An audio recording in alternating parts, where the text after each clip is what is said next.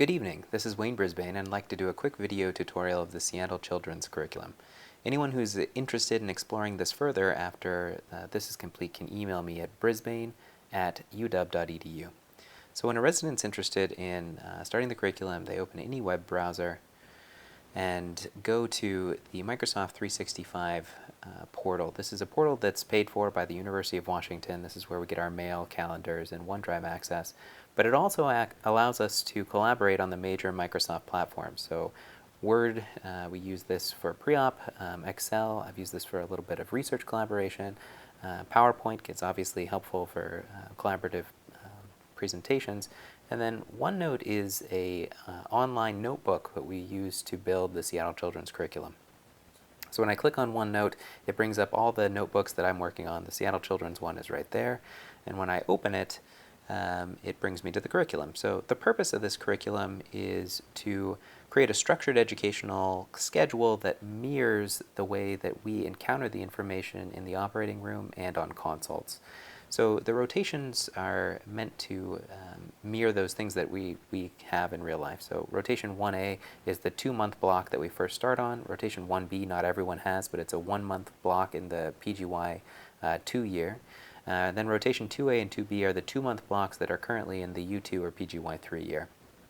And it's supposed to be that these rotations, or the information in these rotations, are progressively more complex, just as you would encounter them as you progress through the rotation. So rotation 1A, for example, we start off with a lot of circumcisions in the operating room and also some scrotal pathology, so hernias, hydrocele, undescended testes. And then we do a lot of hypospadias over there too. So if you look at this as just an example, you have hypospadias. It's kind of suggested that the reading is in week 5 or 6. We have the learning target and the objectives, which were previously approved by the Seattle Children's faculty. And then the main text, or kind of the backbone text for this curriculum, is the Handbook for Pediatric Urology. We're able to secure a free version of this for residents, and then they can purchase a paper copy if they're interested. This is a bulleted kind of overview of the subject, but it's a good start, and it's not comprehensive by any means, but it is a quick read, which can be very helpful. For residents who want to read a little bit more into the subject, we added the AUA University Core Curriculum. So this is information that the AUA is kind of put together on that they want every resident to know on certain topics. So obviously we put that in for hypospadias. We have access to this because you pay for our AUA membership, and I know we all really appreciate it, so I'll say thank you for that on behalf of all the residents. Additionally, we have access to some landmark articles and reviews, and if residents want to read these, they just double-click them and can download them. As we are continuing to build the curriculum, if residents have ideas or improvements or particularly like or dislike something, all they have to do is click on this feedback. It brings them to a Google document. They can just type in a couple things, submit it. This generates an email that goes to John and myself, or Dr. Ellison and myself, and we can make timely feedback or make timely changes on that feedback. Rotation 1B is that 1-month rotation the first year. Not everyone has it, but it talks about neurogenic bladder, UTIs, and pyelo. Rotation 2A kind of mirrors this, but in more depth. You can see here that there's an overview in a PowerPoint.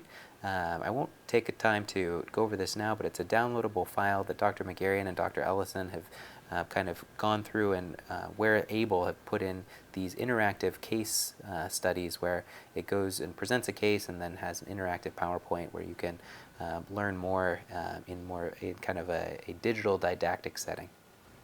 And then finally, rotation 2B is kind of even more complex information. So ectopic ureters, DSD, and then bladder exstrophy. And again, same format with the Handbook of Pediatric Urology and more in-depth information if you want it.